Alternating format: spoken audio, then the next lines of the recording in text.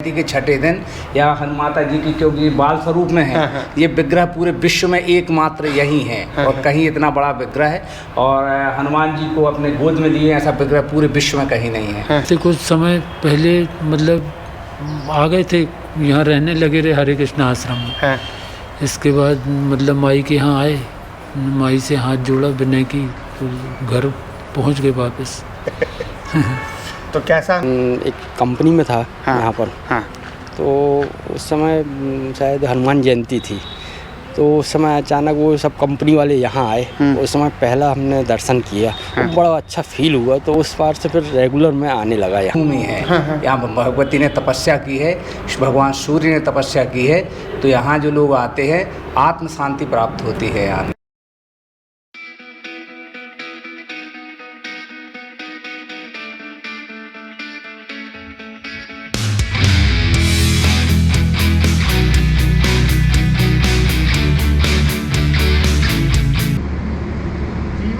कुछ पल ऐसे होते हैं जो अप्रत्याशित होते हैं, और हमारे साथ ही कुछ अप्रत्याशित हुआ है और हमें आप पहुँचे हैं इस अप्रत्याशित समय में श्री अंजनी धाम, पुष्करनिम आदित्य तीर्थ। तो साथियों, एक ऐसा धाम जिसकी बहुत बड़ी मान्यता है, और विश्वास मानिए इस वीडियो को देखने के बाद आपको पता लगेगा कि क्यों मैं इतने विश्वास के साथ कह रहा हूँ कि इस धाम की जो मान्यता है और इस धाम में प्रवेश और इस पूरे धाम के दर्शन मात्र से बड़ी बड़ी समस्याओं का निवारण हो सकता है। चलिए मेरे साथ दर्शन करिए श्री अंजनी धाम और जानिए इस पूरे धाम की महिमा के बारे में।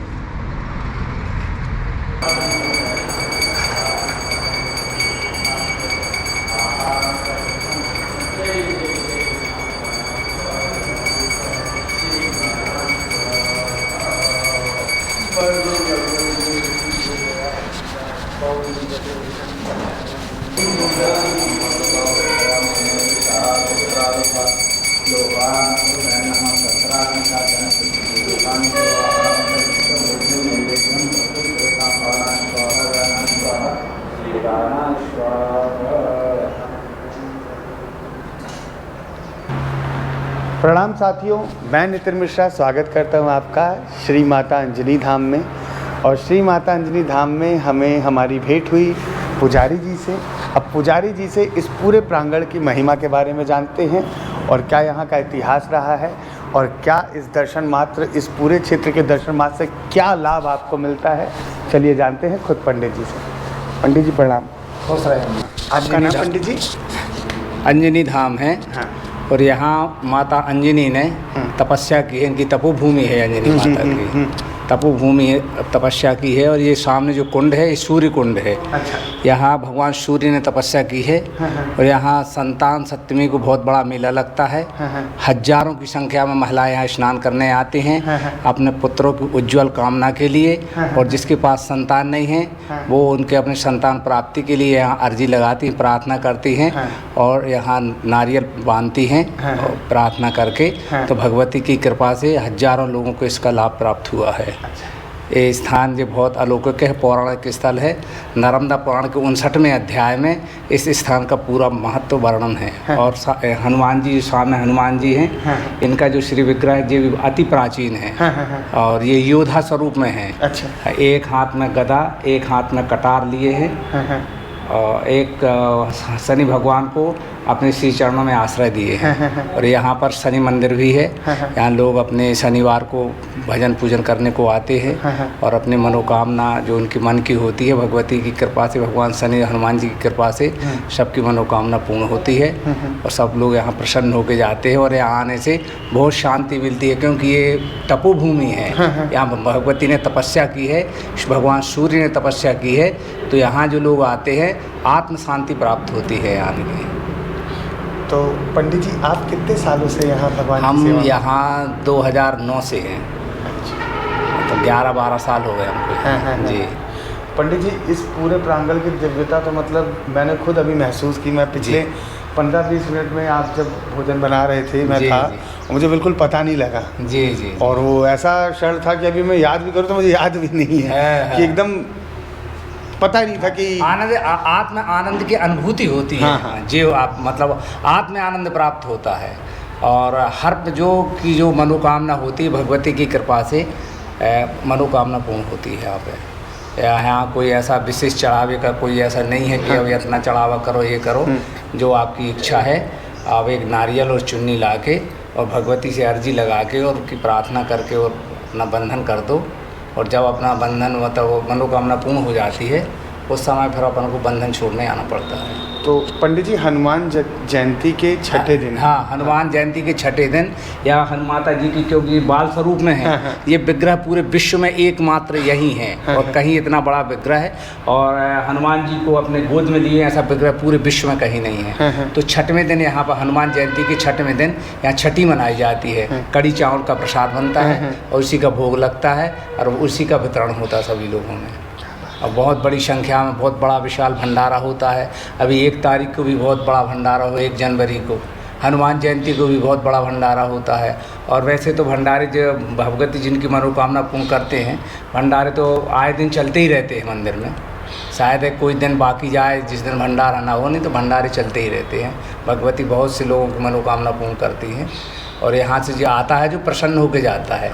तो पंडित जी मंगलवार को कुछ विशेष ऐसा होता है? मंगलवार को विशेष आरती होती है माता जी की और शनिवार को विशेष आरती होती है। सुबह 9 बजे से साज बाज के साथ में बड़े धूमधाम से आरती होती है। बहुत से लोग जुड़ते हैं आरती में और बड़े शांति भाव से भगवती की आरती होती है, पूजन होती है। तो प्रांगण खुलने का समय? प्रांगण सवेरे 5 बजे खुल जाता है और शाम को 8 बजे बंद होता है।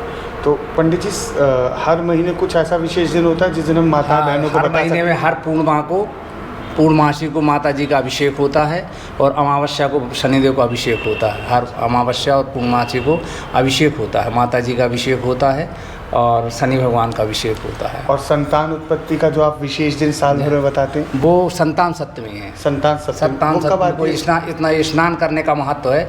वैसे जब लोग आते हैं तो अर्जी लगा जाते हैं, भगवती कृपा होती है। अगर हम माता अंजनी की इस मूर्ति की बात करें तो ये जो स्वरूप है स्वयंभू स्वरूप है। ये ऐसा नहीं कि किसी चित्रकार ने बनाया और स्थापित किया है, ये स्वयं प्रकट हुआ स्वरूप है।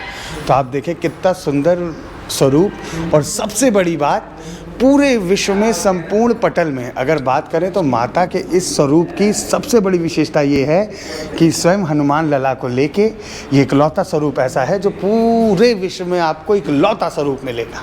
तो चलिए एक पूरा का पूरा हम चक्कर लगाएं, भगवान का आशीर्वाद लें और फिर पूरे इस प्रांगण का आनंद उठाते हैं।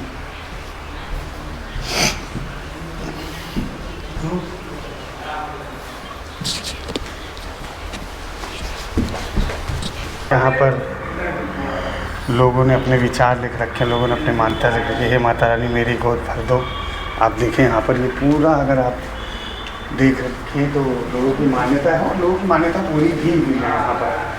तो जो भी हमारे साथी हमारी माताएं बहनें जो आगे चल के जिनको इस तरीके की समस्या है, जिनको समस्या नहीं भी है वो माता के दर्शन करें और एक आदर्श पुत्र या पुत्री जो भी आप चाहते हैं उसकी प्राप्ति आपको, यही मनोकामना है। और आप अगर देखें यहाँ ध्यान से पूरा आप दिखा सकते हैं। माता मेरा भाई बोलने लगे, माता मेरी मम्मी अच्छी हो जाए, ये अंजलि माता 10वीं पास हो जाऊँ।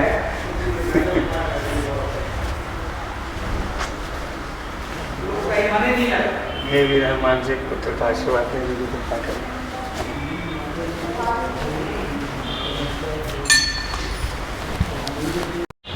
तो हमारे साथ एक और भक्त हैं और उनके बारे में जानते हैं, मंदिर को लेकर उनका अनुभव जानते हैं और वही बताएंगे कि कितने सालों से आ रहे हैं और यहाँ क्या फील करते हैं आके। तो सर आपका नाम?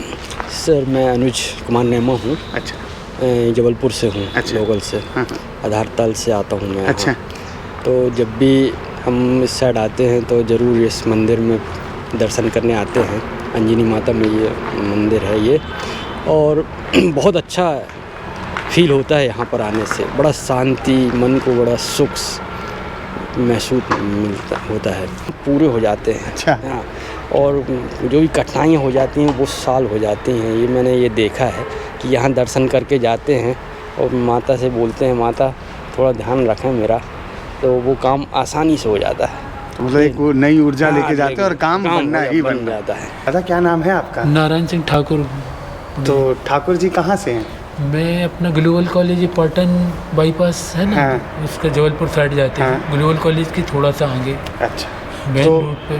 तो क्या करते थे पहले आप? अभी तो रिटायर्ड होंगे शायद। नहीं, मैं नगर निगम में हूँ गुरु। अच्छा, अभी भी हैं? जी जी। तो अगले किस- साल रिटायरमेंट है मेरा। तो किस पद पर हैं? मैं उस पे हूँ, मतलब बाबू क्लर्क। अच्छा। तो अंकल एक बात बताएं, यहाँ पर मतलब कितने सालों से आ रहे सालों हैं? से जुड़े हुए अच्छा। जी हम। तो कैसा अनुभव रहा, कुछ हमारे लोगों को बताएं, देश देखे आपको। मतलब अनुभव क्या, यहाँ बड़ी शांति मिलती है। मतलब जब भी आओ यहाँ पे थोड़ा सा जो टेंशन दिमाग में रहता है, परेशानियाँ घर की जो रहती हैं, यहाँ आने से शांति मिलती है। तो कुछ मान्यता वगैरह जैसे आपने मांगी हो पूरी हो, ऐसा हुआ है? जी हुआ। अच्छा। अभी हम घर से कुछ समय पहले मतलब आ गए थे, यहाँ रहने लगे रहे हरे कृष्ण आश्रम में। हैं। इसके बाद मतलब माई के यहाँ आए, माई से हाथ जोड़ा विनय की, तो घर पहुँच गए वापस। हमने जो तीर्थ है, ये जो कुंड है, ये है पुष्करणी तीर्थ कुंड। इस तीर्थ कुंड की जो सबसे बड़ी विशेषता है वो ये है कि यहाँ पर पावन तीर्थों का जल समाहित है। यहाँ पर स्नान करने वाले को जो भी उसकी मनोकामना है वो पूर्ण होती है। आप थोड़ी देर में हम आपको अपनी दाहिनी साइड दिखाएंगे कि जो भी शख्स जो भी महिला यहाँ पर स्नान करके और चुन्नी के साथ नारियल जो है उन्होंने बांध के यहाँ पर आप देख सकते हैं बांध रखा है। उसके बाद स्नान करने के बाद ये माना गया है कि आपकी मान्यता बिल्कुल पूर्ण होती है। और जहाँ पर 52 तीर्थों का जल हो तो आप उसकी दिव्यता अपने आप समझ सकते हैं। तो इस तीर्थ स्थल का सबसे मुख्य आकर्षणों में से एक ये कुंड भी है। तो आइए इस कुंड का आनंद लीजिए। इस कुंड के आसपास का जो माहौल है बहुत मनोरम है, बहुत सुंदर है। तो आइए इसकी दिव्यता को समझिए और इस पूरे प्रांगण का आनंद लीजिए। तो हम मिलते हैं कुछ ऐसे स्थलों पर आने वाले वीडियो में जो कहीं ना कहीं अपने आप में एक अलग विशेषता, एक अनोखी पहचान लेकर इस देश में स्थित हैं और शायद कहीं उन जगहों के बारे में उतना ज्ञात नहीं है जितना ज्ञात होना चाहिए।